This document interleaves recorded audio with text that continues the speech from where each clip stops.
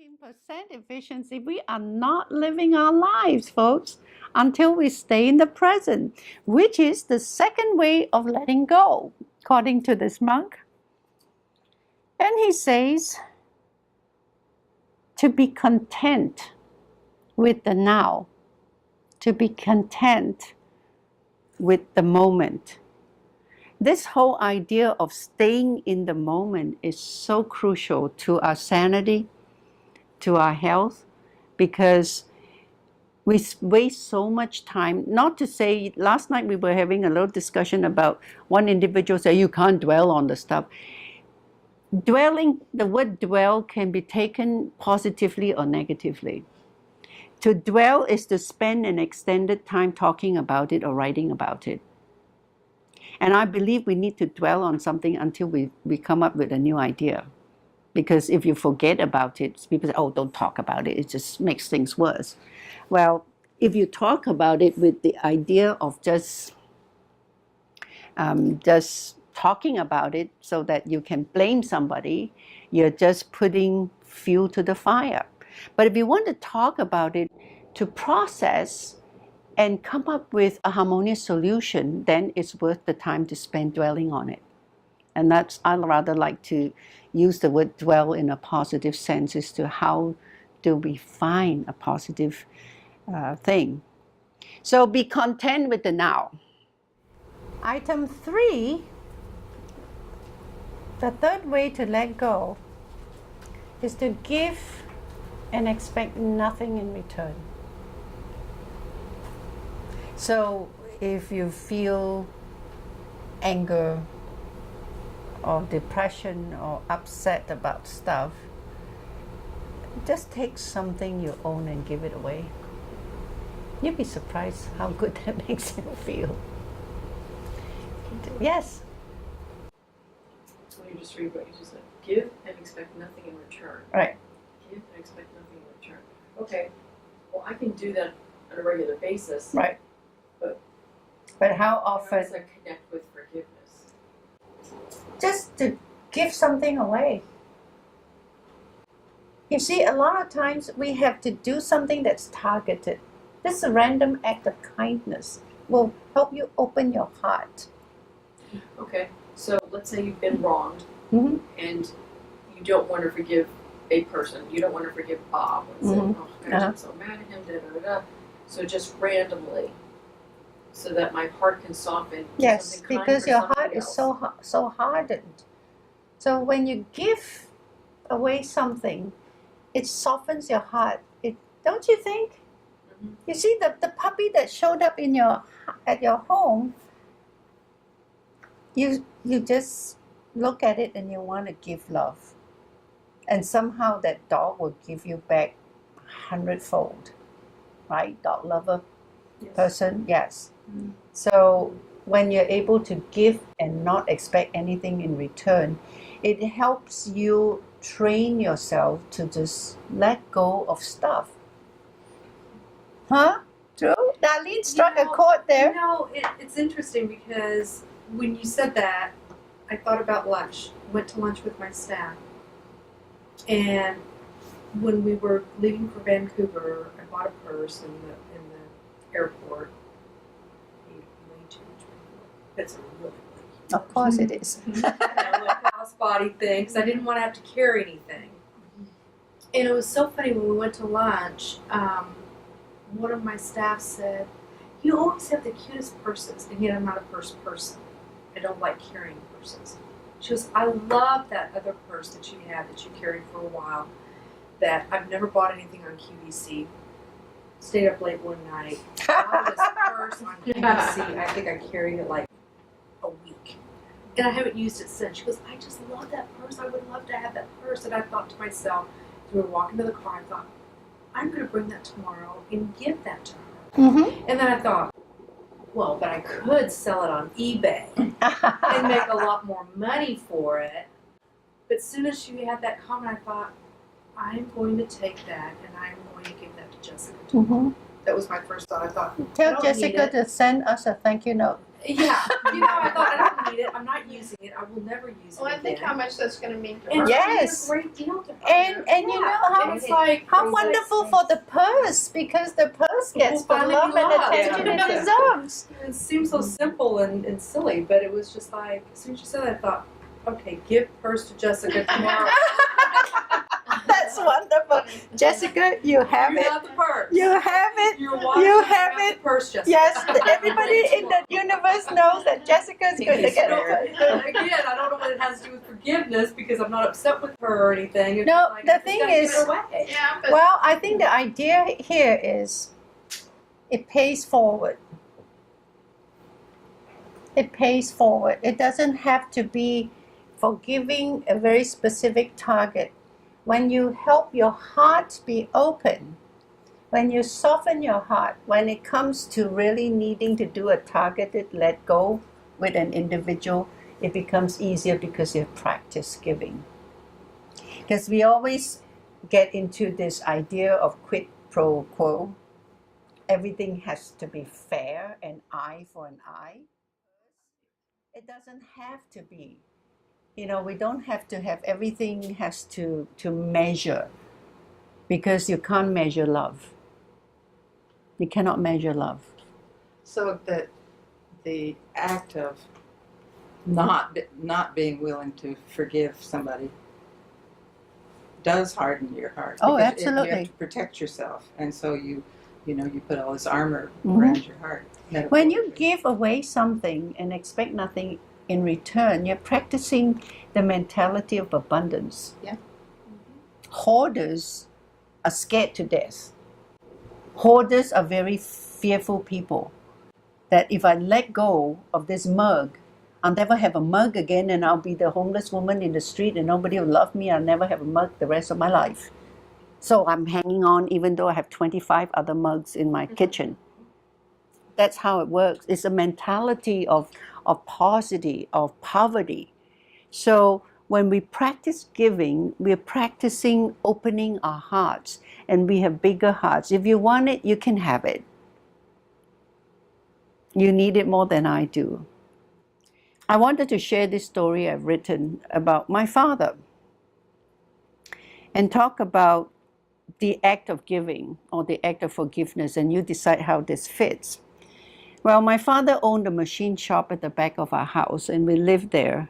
And the workers who come from the villages who have no place to stay, they work there and they sleep there. At the end of the day, they have a little fold-out cot and they sleep in our hallways. My mother cooked daily to feed everybody, so she'll make breakfast for 20 people or whoever number of people who were working for my dad at the time. And we had no toys. We didn't have a whole lot. I grew up sleeping in a small room, and they built a little platform, put linoleum on it, and it's just a tiny room. And in the evening, everybody had a patchwork quilt blanket and a pillow. We'll roll it out, and that's where we sleep. In the morning, we roll them up, and we wash the floor every day. So there were 3 daughters, me and my 2 sisters, my cousin who had nowhere to go, so my parents adopted her, and my aunt. 5 of us sleep in a small space on the floor. We have no furniture. So we really didn't have a whole lot. So this man, and my father made copper couplings for pipes. They cast copper. So they would heat the copper in a furnace, and then they'll pick it up and they'll pour them in molds, and there's always spillovers. And copper is worth a lot of money. And so this man seemed to be a very hardworking man, and they don't have plumbing at home, so most of the workers take showers, not shower like that, but pipe water. We had plumbing, and they would bathe before they get home, before they leave. So this man would volunteer to clean up after everybody's left. So he's the last one out. And he would take a shower before he would leave. So what he did was, after everyone had left and before he went to bathe, he would steal some of that copper, put it in a sack, and throw it on the roof in the back of the house, which was kind of low. And he would go bathe, and then he would leave the shop from the front, and it would make like he's going home, and he'll go around the house and come to the back, and he would take that sack of copper, and he would steal a little bit every night. Not big enough to be noticeable, just a little bit every night. So one night, my father discovered that his inventory was short. Something is missing. And he watched him and saw the whole thing. So while the man had gone in the bathroom to take his shower, my dad went to the back of the house, took the sack down, and put more pieces in it, and filled the bag, and put it back up in the roof. So this man, after he had gone around and picked up the bag, he realized the bag was twice as heavy as it was. And he knew that he'd been found out. So he came to the house and he got on his knees and begged my father's forgiveness. He knew my father knew my dad didn't scold him. And he got on his knees and said, please don't fire me. My family depends on me, blah, blah, blah. And my father wasn't angry. And instead, he asked the man to get off his knees. And he said, no, it is I who need your forgiveness, my father said. That somehow I have failed you, that you did not trust me enough to come to me when you do not make enough money to feed your family. What can I do to help you? You know, my dad made a loyal employee for the rest of his life. Now, who's forgiving whom in that situation? Now, an average person will be angry, arrest him, send him to the police. Let's get some vengeance here. You stole from me, you wronged me, I'm right, you're wrong. So where does it end, my father says? Where does it end? And I don't get anything, but here, in that act of forgiveness, and in that act of forgiving himself in not knowing his employees well enough to know if they're suffering, my dad treated all his employees like family. So he said, you're my family. I have not done right by you. I did not know you're suffering. Why didn't you come to me? Let me help you. You don't have to steal from me. Let me help you. So, is that giving with expecting nothing in return? Is it letting go of the past because my dad didn't punish him for stealing? And instead, this man would take a bullet for my father after that. It's graceful, isn't it? For a man who's only had 2 years of school. It's pretty amazing. So, to give and expect nothing in return is precisely that. What can I give you? What can I give you? You need it more than me. So when we perform random acts of kindness, it opens our heart. That when it comes to a critical moment when you need to do forgiveness, you have already developed the muscle to forgive. And your life becomes easier because your heart is open and you already know how to love. Any questions? How does that sit with you? It's a great story. Thank you. Yeah, and I think it's really, don't know that I would call any of that exactly forgiveness. I would call that a meeting of souls or something. And it Isn't that what forgiveness is? well, in a way, yeah. But it seems to me that in that case it was coming from both directions. Yes. Yes. I once heard a person who was a pastor, but extremely progressive Christian pastor, was asked a question, what is love? And she said that to her, she felt like there was a divine spark in each one of us. And I would add that each animal, each tree, animals for sure. And that when those divine sparks connect, that's love. And so I immediately thought of that, and I would say that that's what that was. That was their two divine sparks. Well, I have to share with you this, the divine spark. It's interesting. As I carried this, I said, why am I carrying this into the room? I usually don't. But, okay. I found this little frame thing in an antique shop in Baltimore that winter. 2 months later, Steve and I got married, and I put this in our wedding invitation. We had a very multi-faith, multicultural marriage. This is a quote from a rabbi, and it says, "From every human being there rises a light that reaches straight to heaven. And when two souls that are destined to be together find each other, their streams of light flow together, and a single brighter light goes forth from their united being." Isn't that beautiful? And that was just what you're talking about, that the connection. So in a sense, forgiveness is to make space in our hearts to accommodate love.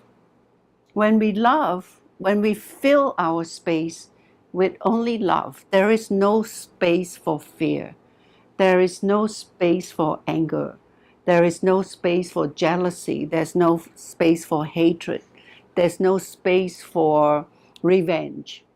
Revenge can only hurt you, just like the Buddha saying. It's like holding a burning piece of coal and hoping that you throw it at the person you want to hurt, when you have already, by the act of holding that piece of coal, had burned your own hand. So this "you hurt me, I hurt you" business has got to end. And it takes just one person stepping out of the dance to create a new dance. And that person is you, because nobody else can do it. And you have to do it by your own volition, by your own choice. And because forgiveness is a verb, it requires energy. It doesn't happen sitting on our behinds. You have to get up and do something and open your heart. And so this give and expect nothing in return is a very profound act for all of us to follow. Number 4, he says to have a Teflon mind. What does that mean? It means to be non-stick. Things happen, let it go. Don't hang around. Don't let it stick to your brain and pollute your brain and contaminate your mind and make ugly your heart. It's calluses in your heart. So I'll sum it up as forgiveness is, you have first to know what it is. Right? If you don't know what it is, it doesn't matter. So you have to first dwell on it. You have to first identify it, specify what the wrong is. If you're angry, anger is fear. Right? You have to let go of the fear and allow yourself to feel love. It is very easy to love people we like. It takes a lot of energy to love people we don't like. Sometimes we have to engage extra effort and extra energy to go after things that we really value, that are meaningful to us. Believe me, ego is not worth it. My mom used to say, "How many bags of rice can you buy with ego?" Because she had 8 children, she had to feed 8 children. So she says, "Oh, I have a very thick skin. If I have to beg food to feed my children, I will go out and beg food to feed my children. Because pride and ego does not bring me the bags of rice I require to feed my children." That's pretty basic. So here in one of these definitions I found in my search this afternoon, says forgiveness is the intentional and voluntary process by which a victim undergoes a change in feelings and attitude regarding an offense, and lets go of negative emotions such as vengefulness with an increased ability to wish the offender well. It's a big call. You know, I lived in Huntsville, Texas for several years when I was on the faculty at Sam Houston State University, where I remember the night when they executed the first female prisoner. I was teaching a graduate class that night, and there was a lot of hoopla and press and stuff, and it's amazing. People want to camp out there to see somebody being killed. How do you take pleasure in that? I don't know, but I do know, watching enough crime television series, that a lot of times let's say the family of the murder victim would want to be present at the execution of the murderer. And they somehow in their hearts feel that they would feel better if they see the man fry. But it doesn't. They don't feel better. They don't feel any better.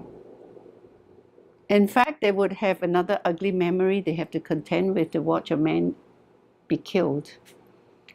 So, bearing hatred will only hurt the person feeling the hatred. So to forgive requires that you know what it is you're going to let go, and then you have to do whatever it takes to let it go. Now, in the work I do, when I have a client in trance, I actually have the client imagine what this energy feels like, this suffering, and then help the client create a story as to how to remove it. Sometimes it might be in the form of a big mass in their heart. And how do you remove a big mass in their heart? So I work with the client's creative intelligence and come up with a way to release this energy. Because until that energy is released, he or she will always carry it, and it will come out and bite you in the most unexpected times and places. So forgiveness is a healthy act. Forgiveness is a healthy thing to do. To let go of hatred, to let go of past, let go of pain is a good thing. Now, if we hold this stuff for long enough and we don't resolve it, eventually it's going to turn into some kind of physical somatic illness. Most of my clients whom I have seen who had breast cancer, they hold a lot of hurt in their hearts,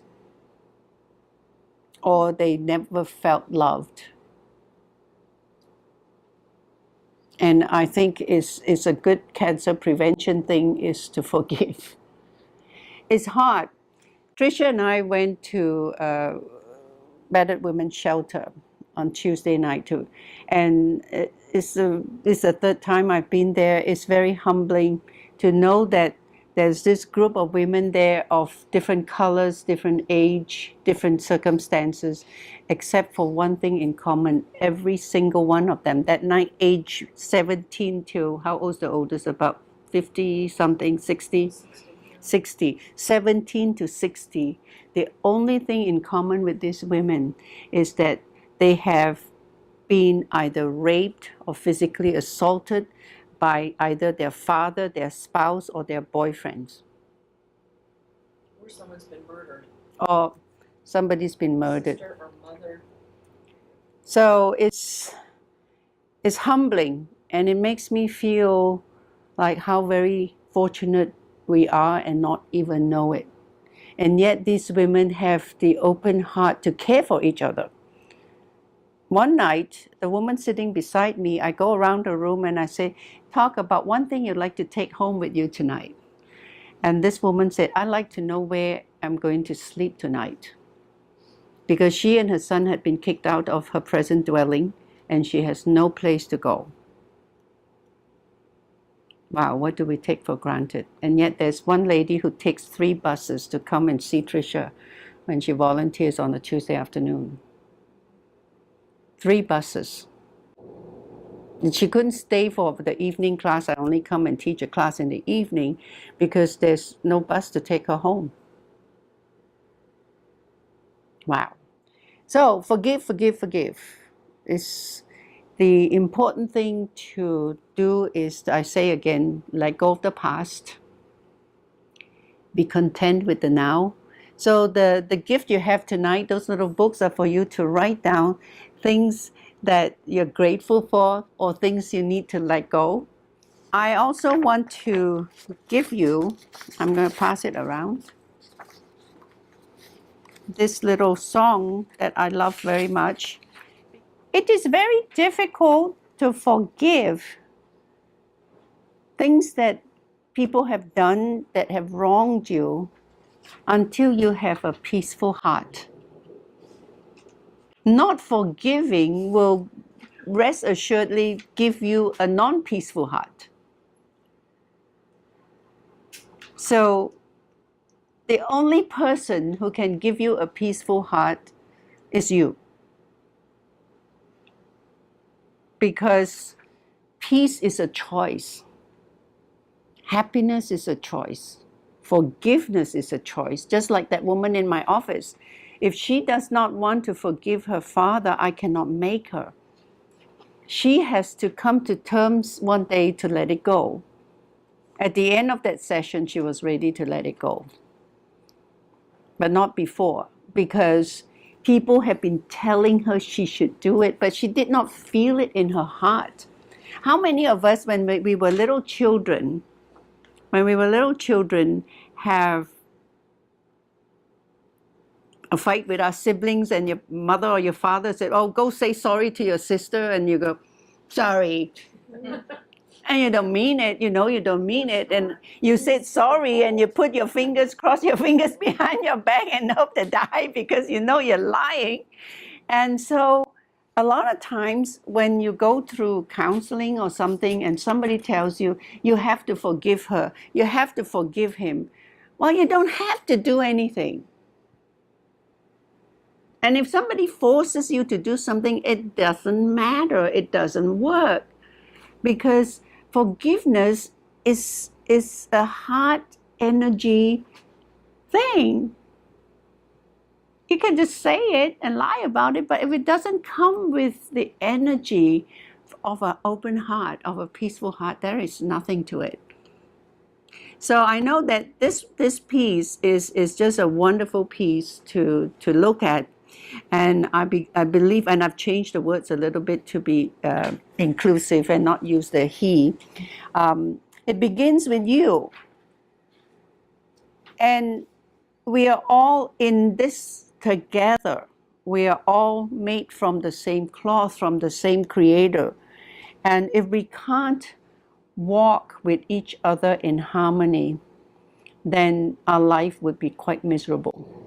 So in order to forgive, we have to find peace in our hearts.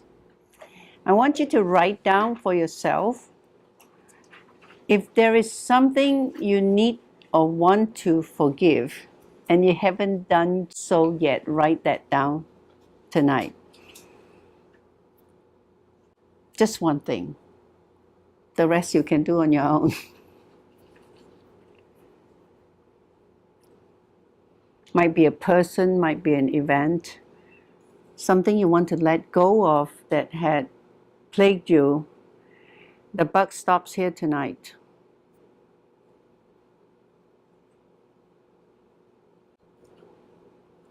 Put the date on it. You don't have to share this. This can be something private. I don't need to know. Only you need to know. And then I want you to hold that to your solar plexus and let us sing this song, because we want to hold this in peace And we want to let it go in peace. And you have to make peace with yourself and make peace with this item that you've written that you want to forgive and you want to let go. I happen to believe there's an energy about us from which we all spawned. And this I simply call God, because we all spawned from the same source of energy. And that's in that light. I've changed the words to, instead of God our Father, which is paternal, it's God our Creator. Okay, ready? Let there be peace on earth, and let it begin with me. Let there be peace on earth, the peace that was meant to